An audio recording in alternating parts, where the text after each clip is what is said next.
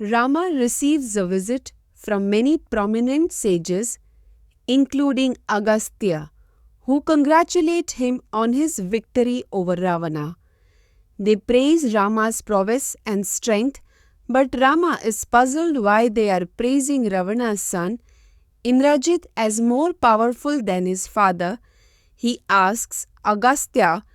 Here is a summary of the text in set words. Kumbhayoni tells Rama about Indrajit's ancestry. He explains that Vaikrav Dapti was born to Pulastya, a Brahmarshi, and his daughter. Pulastya had cursed women who disturbed his Vedic studies, causing one of them to become pregnant with Vaikrav Karti.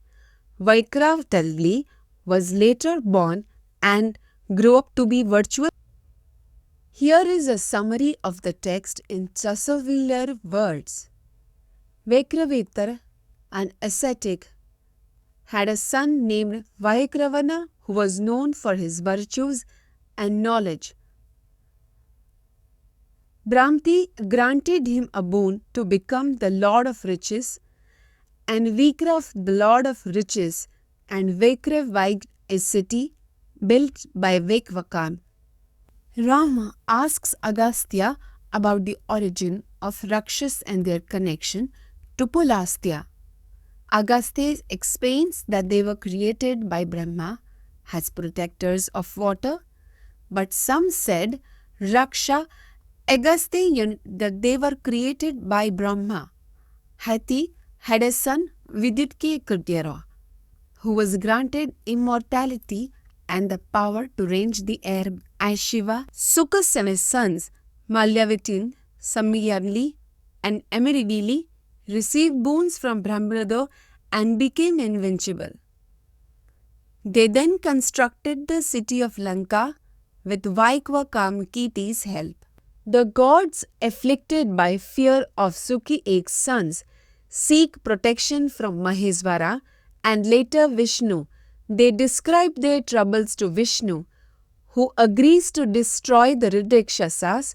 They too by Malyavzishin and Samritli prepare for battle but are ultimately defeated by Vishnu, who rides on Garuda's back with a host of divine beings. Vishnu, representing a mountain, battles the Rakshasas who attack him with various vessels of bow and come to repel them, cutting down thousands of Rakshasas and scattering their forces. Eventually, Samchuali and Mekmarali are defeated and the remaining Rakshasas flee in terror. Meanwhile, a powerful Ekshasa leader is slain by Vishnu. Padmant Ichi Ivba after challenging him to battle. The Aristakshas are defeated and flee to Lankamir, leaving behind their leaders who were stronger than Ritvana. Vishnu's victory marks the end of the Rakshasas' power, allowing them to reside. Sumali, a Rakshasa, approaches Kaikasi, his daughter, to arrange her marriage with Vikrava, an ascetic. The powerful ten-necked Vaishyaja is born, followed by Kumbhakarna and Sarpanak. Sati. Bibhishana, the youngest son, is righteous while the others are wicked. Rama asks about his brothers' austerities in the forest and is told by Agastya remained in 5 fires, during summer soaked in water, during rainy season and immersed in winter for years. Bibhishana stood on one leg for 5 years. In the 10-necked Raksha offered his heads as sacrifices to fire, Brahma grants them boons. Immortality to Ravana, the 10-necked one, is persuaded by Prahasta to return the city of Lanka to his brother Vibhishana, who has been living there. Ravana's father, Vaikratava, advised him not to enter into conflict, citing a previous boon granted to him that would make such an action. Ravana, the lord of Rakshasas, marries Maya's daughter Mandodari after learning he is the son of sage Palastya. Ravana also marries Vajvala Varveshana. Mandodari gives birth to Meghanada. Indrajit, a powerful prince who roars like thunder at his birth, petrifying Lanka. Ravana's brother Kumbhakarna is put to sleep by sleep, and Ravana's servant Daigikotannana ravages Nandana gardens. Vaikravana sends her to Lankitit, but Ravana kills him. The messenger had befriended Maheshwara, Shiva, and was told to dissuade Ravana from evil deeds. Ravana and his counselors, led by Mahodara and Prahasta, engage in battle with the Yakshas on Mount Kailasthand. Ravana's strength is unmatched as he kills thousands of Yakshas with his mace, while his counselors defeat hundreds more. The Yaksha army is eventually scattered and their warriors are left wounded or dead. The Yaksha Manibhadra leads thousands of Yakshas into battle against Ravana's Rakshasas. Despite being wounded and outmatched, Manibhadra refuses to yield. However, he is ultimately defeated by Ravana's illusions and falls from his chariot, injured. The Rakshasa king then claims the Pushpaka car as a prize of war and ascends into the sky, reveling in his victory. Ravana, the king of Aridikshasas, visited the great wood of reeds where he encountered Mahariksina and Nandi, a fierce attendant of Bhava. After a confrontation between Ravana and Nandi, Sankara intervened and granted Ravana his name and an effulgent sword called Chandrahasa. Ravana, the king of Lanka, encounters Vedavati, a beautiful ascetic in the Himalayas. He attempts to persuade her to marry him, but she refuses, setting her vow to Ni Sanidbharya. Vishnu, as her husband, enraged, Ravana seizes her, but she retaliates by cutting off her own. Ravana, ascending Pushpaka, ranges the earth and comes across King Marutta's sacrifice. Disguised as beasts, the deities participate in the ritual. Ravana, not to fight, is guised as separity by King Marutta.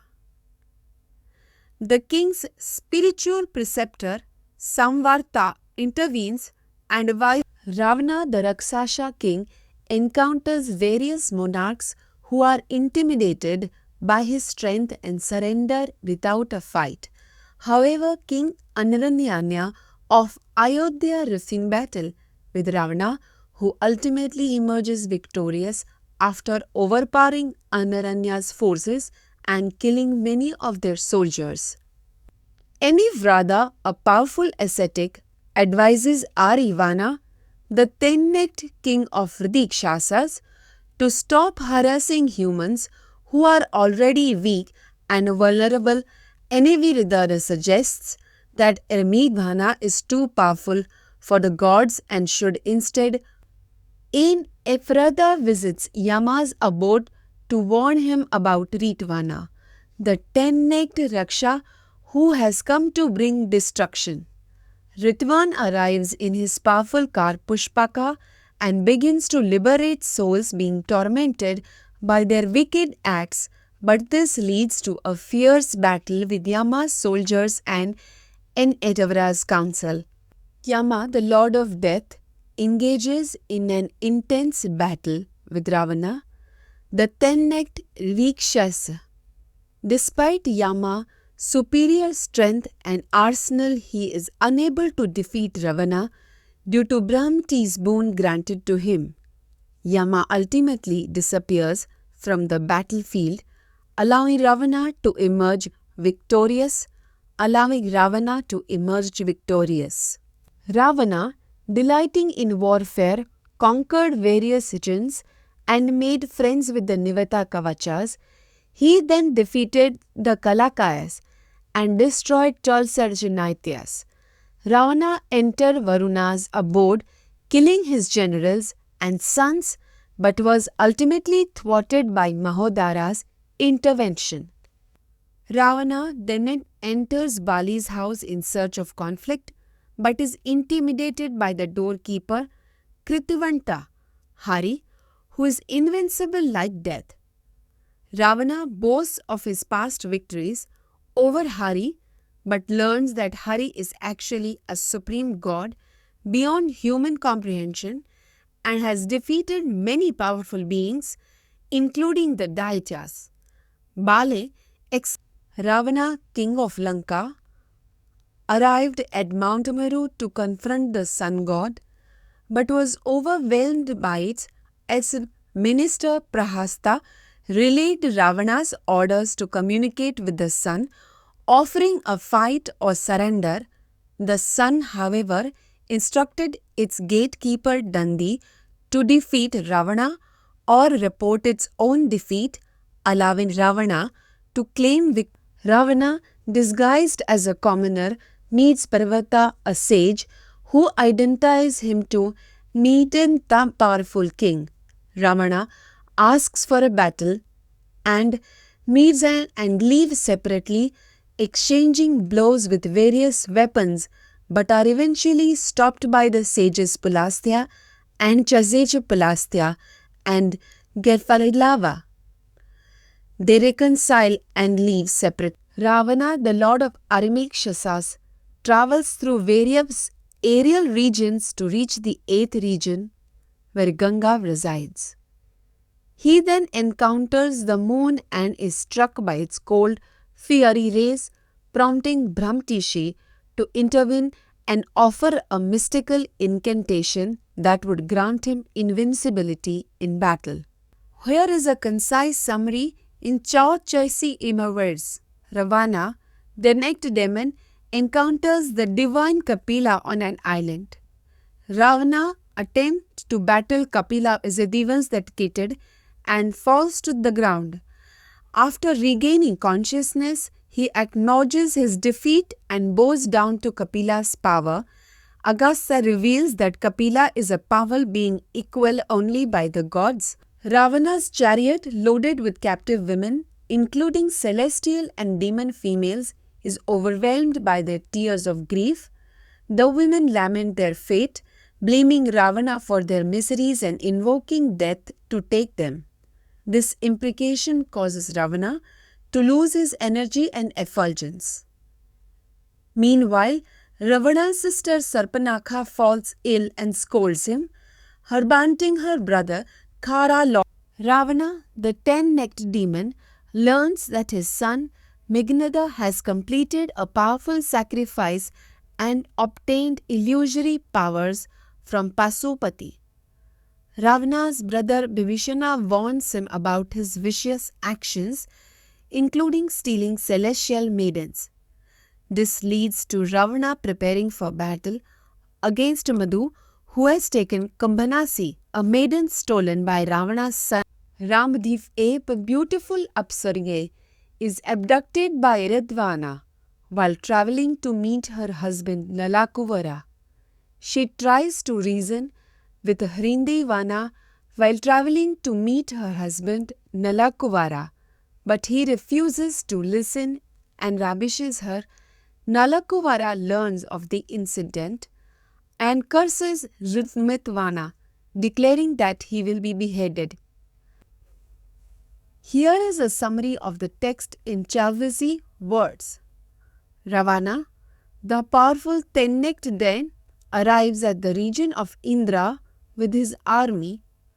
The gods, including Indra and other celestial beings, prepare for battle but are initially defeated by Ravana's superior strength. The 8th Vasu, Savitra, enters the fray and kills Ravana's grandfather. Meghanada, Ravana's powerful son, clashes with Jayanta, Indra's son, and other deities in a fierce battle. The fight is intense, with both sides suffering heavy losses. Eventually, Indra himself joins the battle, using his divine powers to drive back the Rakshasas. Here is a summary of the text in Chahasar words. Ravana's son Meghanada uses illusory powers to capture Indra and defeat the celestial army. He becomes invisible and thrives near, binding him with illusions. The deities, enraged, attack Ravana but are able to fight him effectively. Ravana's son convinces his father to stop fighting and retire. The patriarch Brahm eats Ravana's son Indrajit for his bravery and strength.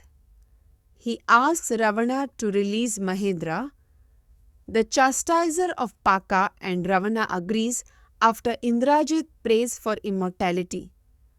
Meanwhile, Brahmajay reminds Indra of a past curse that led to his defeat by Meghanada. Rama queries Agastya about Ravana's conquests, asking if there were no kings to stop him. Agastya explains that Ravana visited Mahismati, where King Arjuna was absent, and later bathed in Narbuda river with his counselor Zibalinga.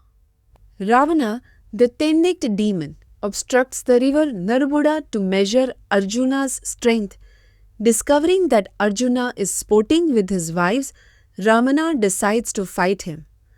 After his ministers are killed by Arjuna's warriors, Ravana engages in a fierce battle with Arjuna. But Arjuna, but Arjuna, but Arjuna, but Arjuna. Pulastya, a powerful ascetic, arrived at King Arjuna's city Mahishmati, where he found that Arjuna had captured Ravana, the king of demons. Pulastya asked Arjuna to release Ravana, his son, out of love and respect for his family ties. Arjuna obeyed, releasing Ravana from captivity and establishing a friendship with him. Ravana, the king of Rakshasas, challenged Vali, the king of monkeys, to a fight. Vali, seated with his back towards Ravana, caught him and carried him away, scratching him repeatedly as they journeyed over the four oceans. Exhausted, Ravana proposed an alliance with Vali, who accepted, and they became friends before fire in Kishkindha city. Hridigma expresses admiration for Hanupdaishan's strength, heroism, and other virtues. To Agastya confirms that Hanumgraichan is unmatched in these qualities. Rama asks Agastya about the parents and residence of Viti and Shugriva, two monkey kings. Agastya recounts a story from Endifrada's teachings about how Brahm created the monkeys, including Riksharaja, who was transformed into a woman and gave birth to Sheptiva with Indra and the sun, Spectactiva, Indra and the sun. Rama was surprised to learn about the origin of Vali and Shugriva from Agastya. He then asked to hear another divine theme, which Agastya obliged by telling him why Ravana stole Sita. Ravana, seeking knowledge on a power celestial, learned that Hari, Vishnu, is the ultimate power and that those slain by him attain his region but are reborn on earth to experience misery and happiness based on their path. Ravana, seeking information about the divine Rama, asks the sage Agastya for a description. Agastya recounts that Rama is an incarnation of Vishnu and describes his various forms and attributes.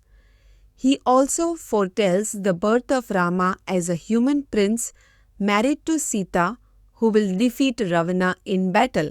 Agastya narrates a story about Ravana stealing Sita due to his own long arms, which was told by Innafrada on Mount Maru. The story is meant to counteract evil deeds, and its listeners will be blessed with sons, grandsons, and honor among the gods. Agastya shares this with Rama.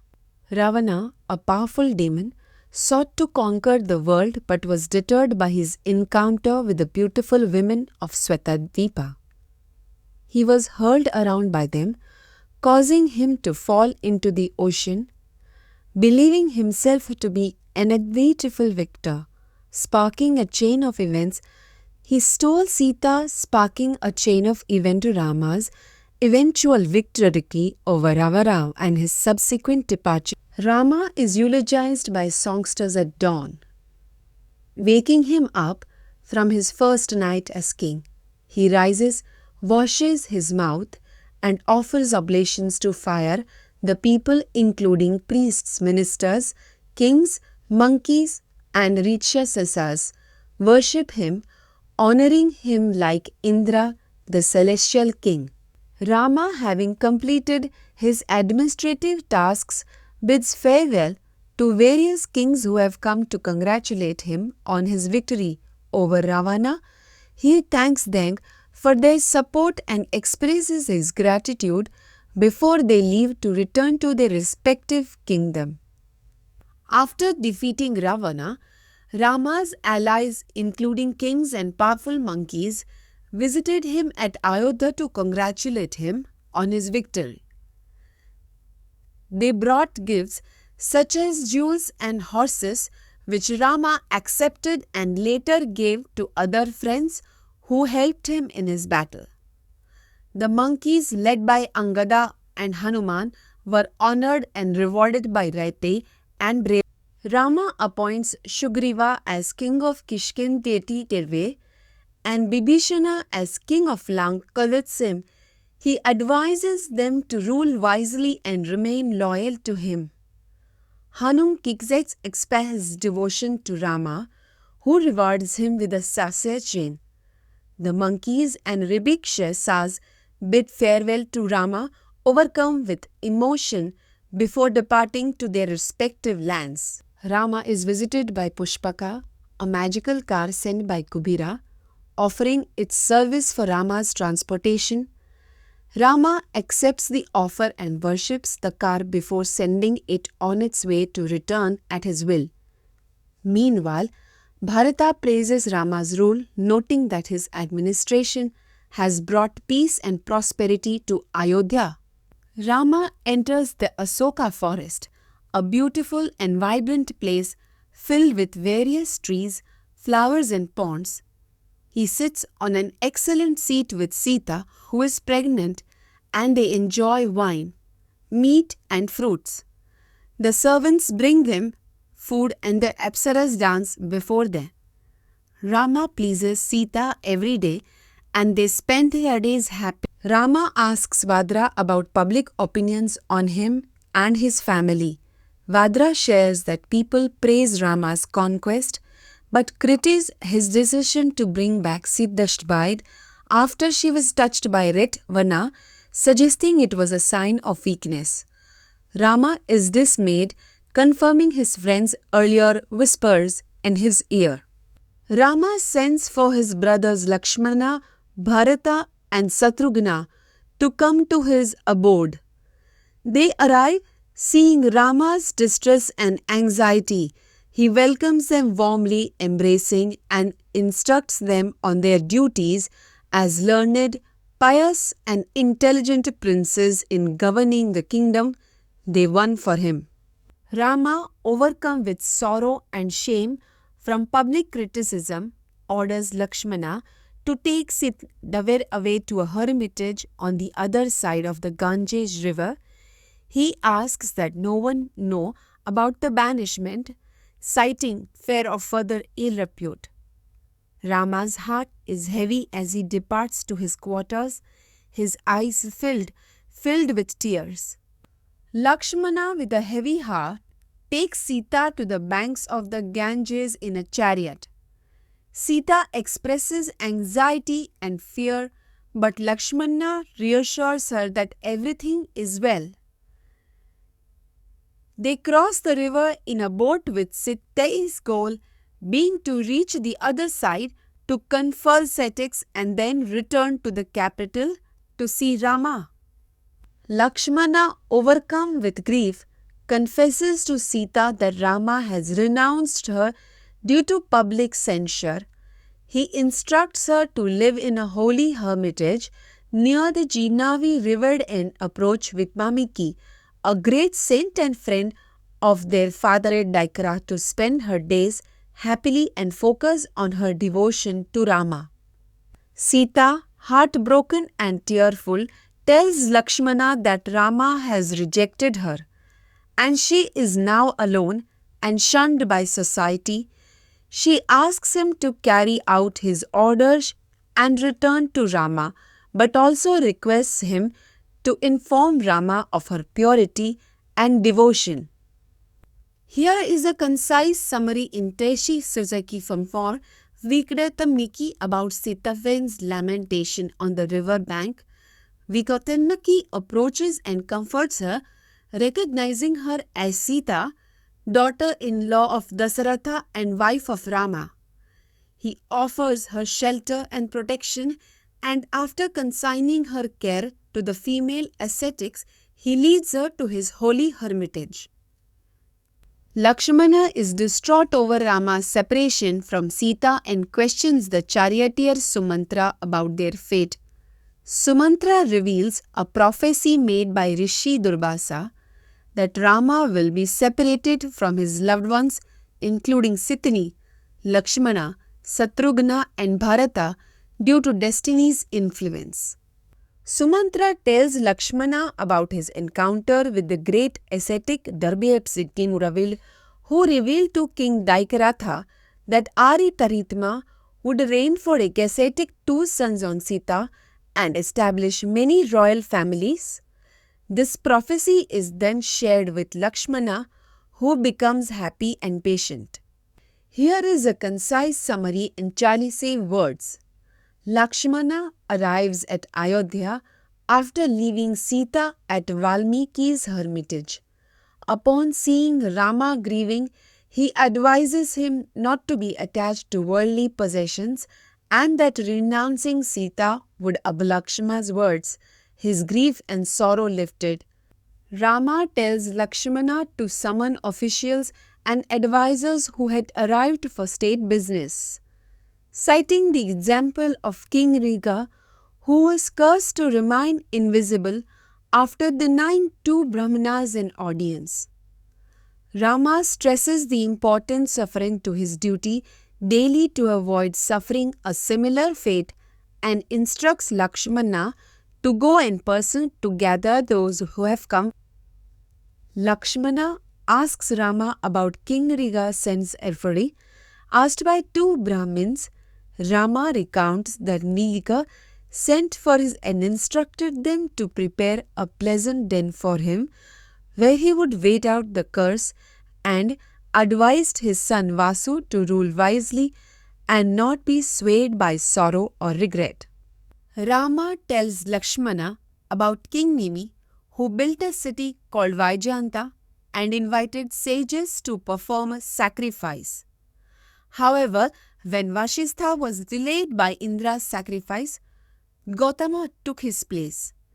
Enraged, Vasishtha cursed Nami to lose his body, which in turn enraged Nimi, leading to both men being deprived of their bodies. Here is a summary of the text in 40 words. Vasishtha, an ascetic, was transformed into air after renouncing his body. He sought Brahma's help and ascetic was given the vital energy of Mitra and Varuna to regain a body.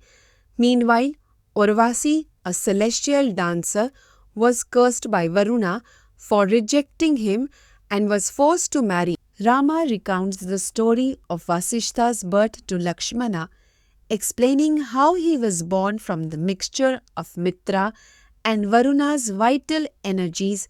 Rama then describes the story of King Nimi, who was bodiless but restored by the celestial god Vrigu after a sacrifice.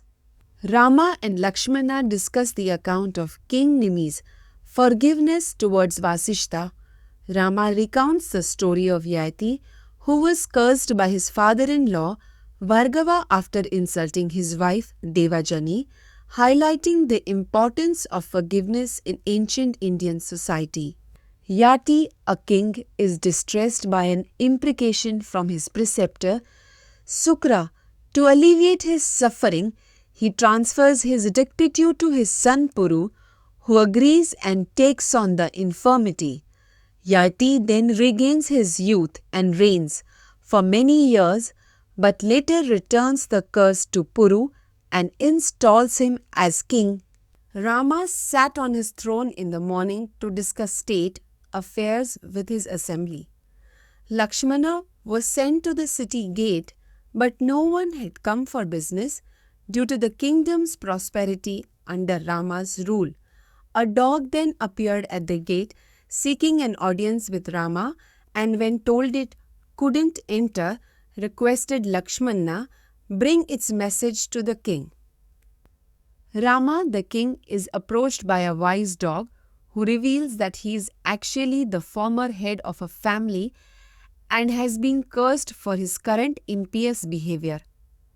The dog asks Rama to appoint the Brahmin who injured him as the new head of the family, but Rama instead curses the Brahmin's 7 generations, ordering them to serve Brahmans and kine.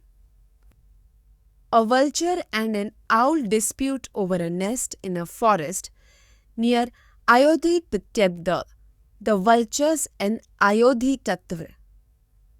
The vulture claims it as his own, but the owl counters that belongs dice.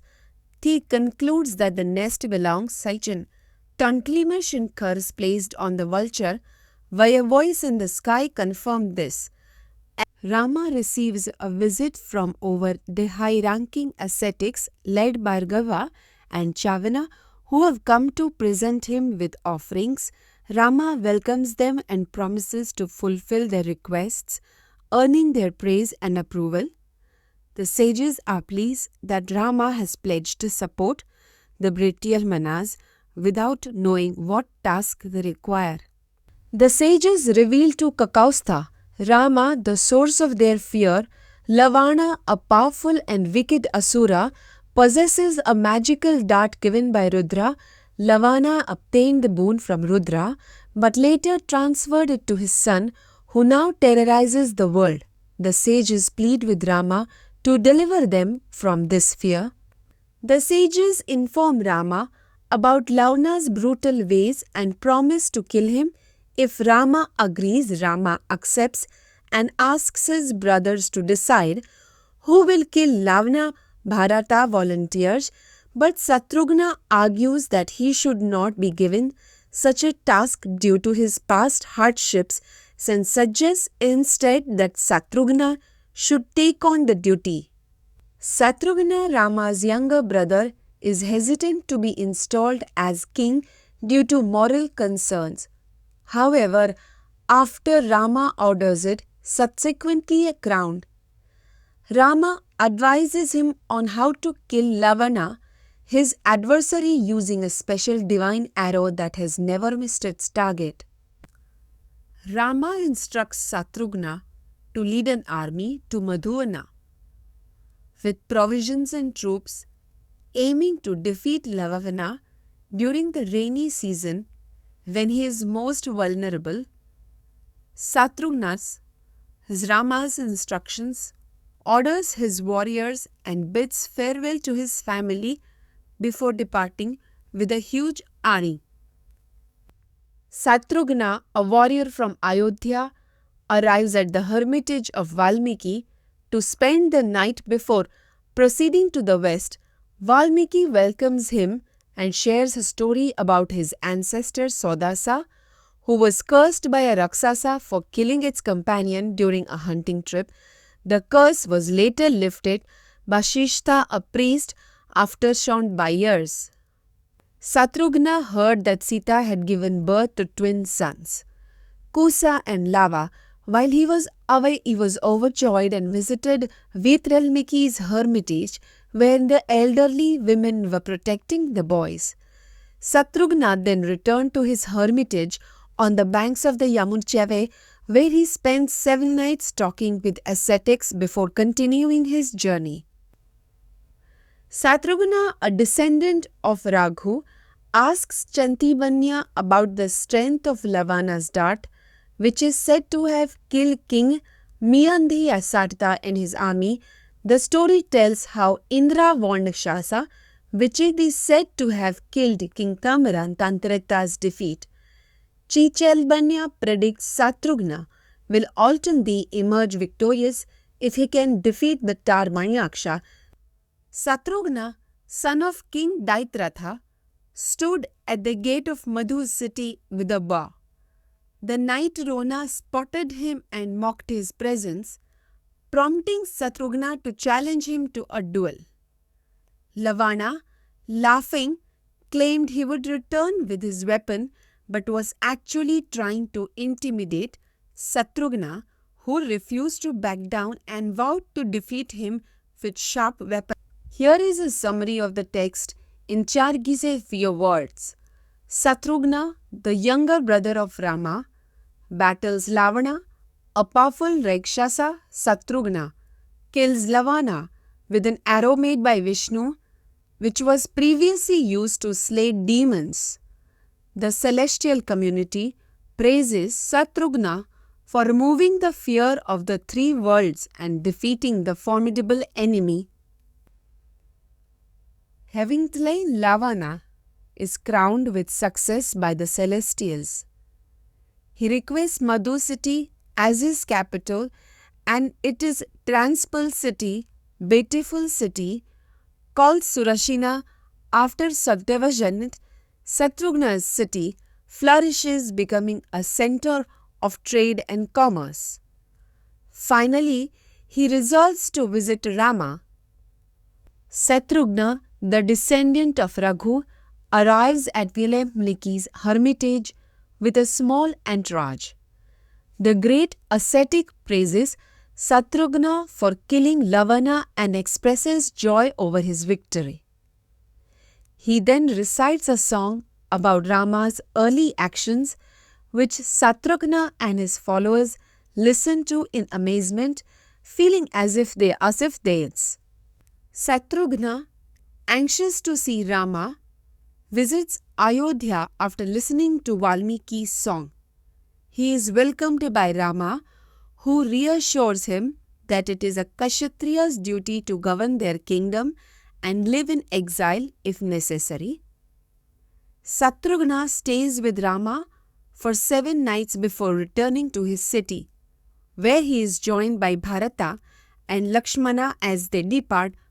An old Brahman, grief-stricken over his 8-year-old son's untimely death, accuses King Rama of being responsible for the tragedy due to his alleged misrule. The Brahman pleads with Rama to revive his son, or else he and his wife will renounce their lives at the palace gate. King Rama holds a council with 8 leading Brahmans to discuss the untimely death of a young Brahmin. N. Pedrada explains that in the Tractile age, Sudras were not allowed to perform ascetic penances, but one Sudra's attempt to do so has led to the boy's death. N. Devrada advises Rama to investigate and root out vice in his kingdom to ensure the well. Rama, grief-stricken by the death of a boy, instructs Lakshmana to protect the body with oil. Rama then leaves to search for the Sudra devotee who caused the boy's death, travelling in his golden chariot, Pushpaka, and ultimately discovering an ascetic performing penances near a pond. The ascetic reveals his degraded birth as a Sudra and explains the purpose of his penances. Rama, having slain a Sudra ascetic to restore the life of a Brahman boy, is praised by Indra and other celestials. They offer him a boon, which he requests be granted to the Brahman boy instead. The celestials agree and restore the boy's life. Rama then visits the hermitage of Agastya, where he accepts an ornament from the saint and receives its history.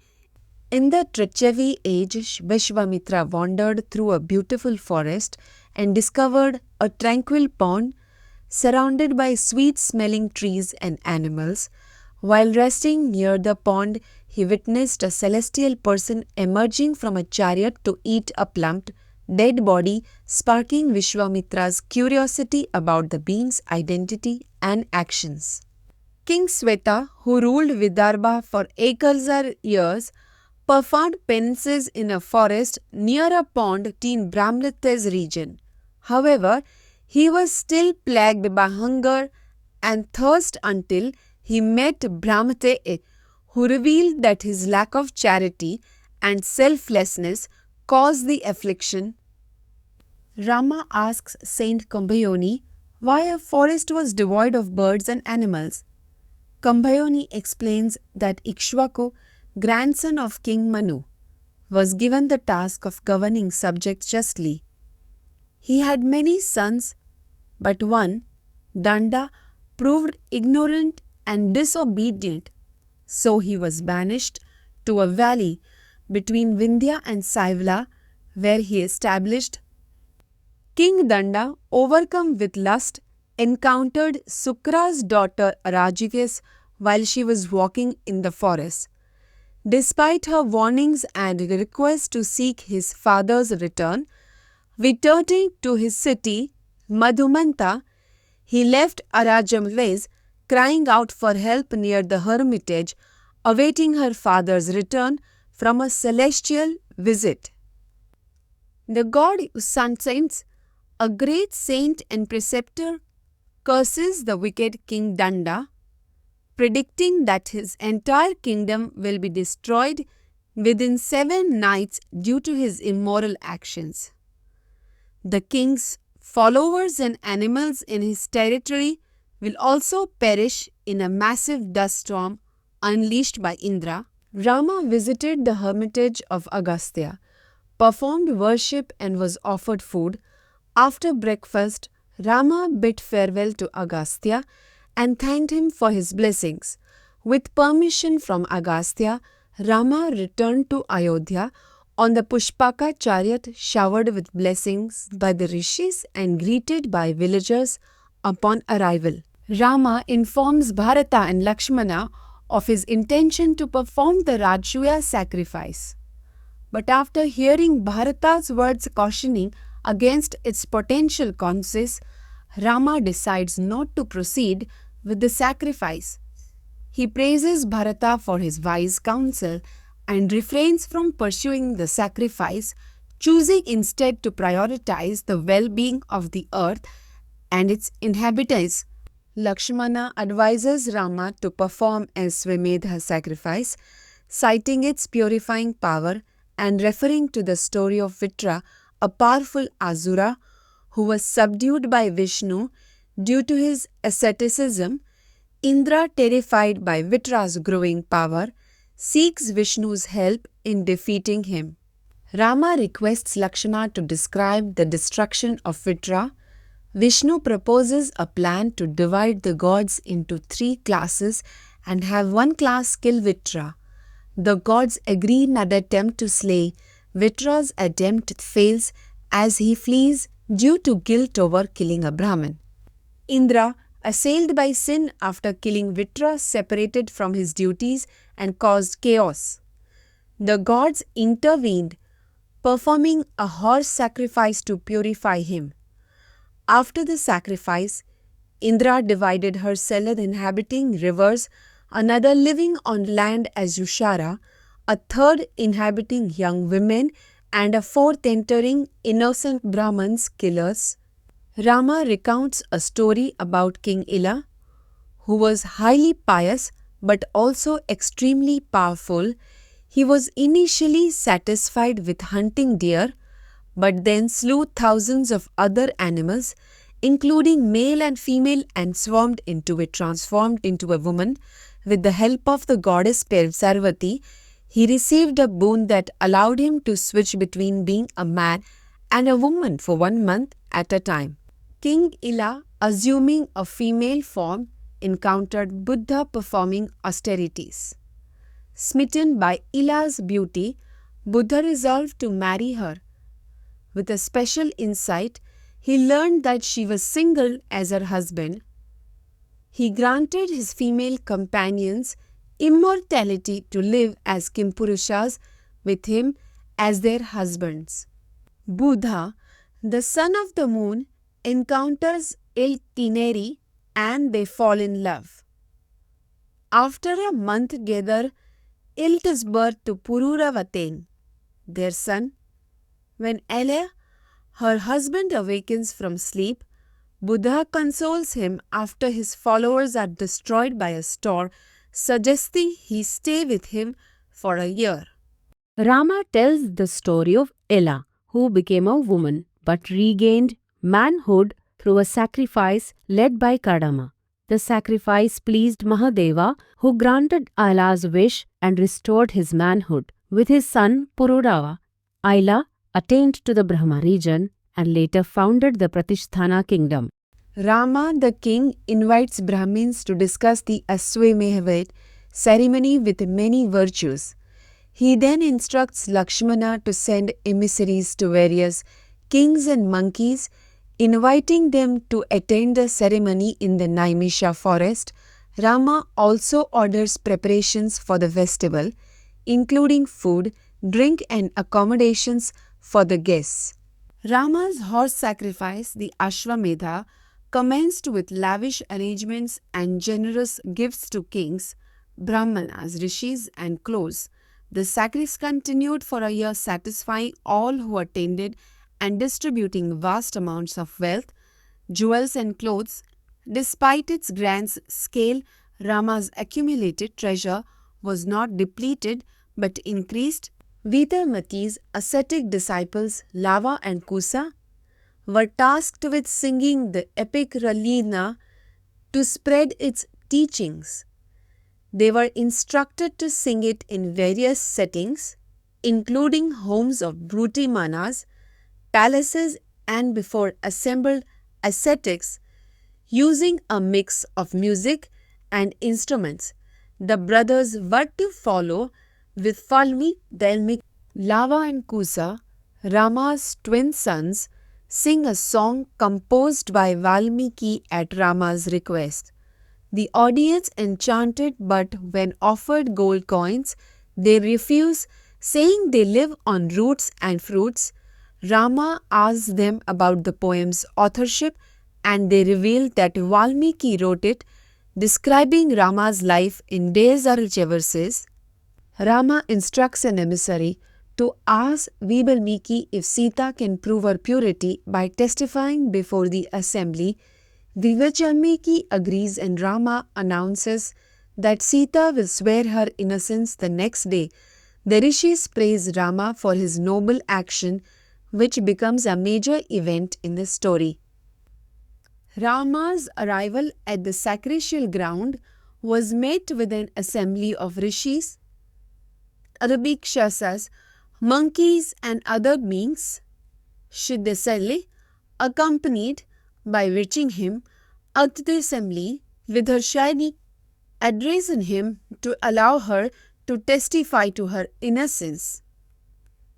Rama requests Janaka's daughter Sita to prove her purity before the assembly.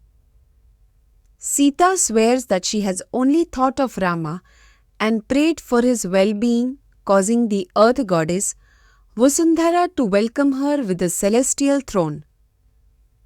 The celestials praise Sita's conduct and the universe is filled with joy and equality. Rama, overcome with grief, begs Vasudha to bring back Sita from Patala.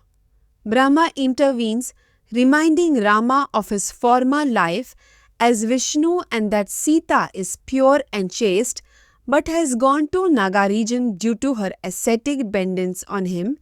He advises Rama to listen to the Uttarakandam, which describes his future actions and assures him he will be reunited. Rama, still grieving Setavakarsa to Patala, performs numerous sacrifices and governs his kingdom wisely for over 8 years, bringing peace and prosperity to his people. His mother, Kausalya, eventually wears obtaining various rituals and ceremonies, ultimately achieving a peaceful end in the land of immortals. Rama welcomes Gargya, a Brahmin saint sent by his maternal uncle Yudhajit with a message to conquer the province of Gandharva. Niyajit gifts. The saint convey Yudha's sons Bharata with his sons Taksha and Pushkala to subjugate the Gandharva, dividing the kingdom before returning to Rama. Bharata, younger brother of Rama, led a huge army against the Gandharvas and fought a fierce battle that lasted a week. He eventually killed all the Gandharvas with his powerful two prosperous cities, Takshashila and Pushkalabati, which became renowned for their wealth and beauty. Rama installs his grandsons Angada and Chandraketu as kings of Karupada and Chandradayuti. Rama gives them cities to rule, and Lakshmana and Bharata accompany them to their kingdoms. After a year, Lakshmana returns to Ayodhya while Bharata stays for over a year before returning to Ayodhya to salute Rama's feet. The three brothers govern the kingdom together for virtuous. Rama arrives at the palace gate as an ascetic seeking to meet him for a private conversation with Lakshmana, who then conducts the ascetic seeking to meet him for a private conversation with Lakshmana, who then conducts Sivasil. Anyone witnesses their meeting, prompting Rama to promise secrecy. The great saint Kibulla, son of Aripama, informs his father that the patriarch has sent a message to remind him. Rama was interrupted by the arrival of ascetic Valku, demanded food after 1,000 years of fasting. Rama provided food and satisfied Durvai's decree. However, this encounter made Rama remember Kitla's ominous words, leading to his grief and resolve to endure any calamity that may befall him. Rama is faced with the prospect of killing his brother Lakshmana to fulfill a promise made to a sage. However, Vashistha advises Rama that keeping the promise firmly. Ultimately, by this reasoning, Rama renounces Lakshmana. Rama, grief-stricken after leaving Lakshmana, considers abandoning Ayodhya. His citizens and ministers are devastated by the thought of being separated from him. Rama agrees to their request to follow him wherever he goes and installs his twin sons Kusi and Lava as rulers in Koshala and North Koshala before dispatching an emissary to Satrughna. Satrughna, upon learning of Rama's decision to ascend to heaven, establishes his two sons as kings of Mathura and Vidisha. He then joins Rama in Ayodhya, where he is joined by other loyal followers, including Sugriva, Hanuman. Rama departs from Ayodhya with his family and follows, including Brahmanas, animals, and even checks like umbrellas. The city's inhabitants, from humans to birds and beasts, eagerly follow him to heaven. Rama's departure is a grand procession of happiness, devotion, and joy, as all creation seem to be drawn to his presence. Here is a summary of the text in 12 words. Rama and his brothers arrive at the holy pilgrimage site. After crossing the river Saraju, Brahma welcomes them and offers them enter the holy pilgrimage after crossing their human bodies and ascend to heaven with tears of joy, finally achieving liberation from their earthly forms. The text concludes the Uttara story, considered the best part of the Iri Agi Hamidit by Brahma. The poem is said to have purifying and beneficial effects when read or recited, granting long life, prosperity, and freedom from sin. Vite Manabiki composed it for King Rishava, reviving Ayodhya Taitin Drakes population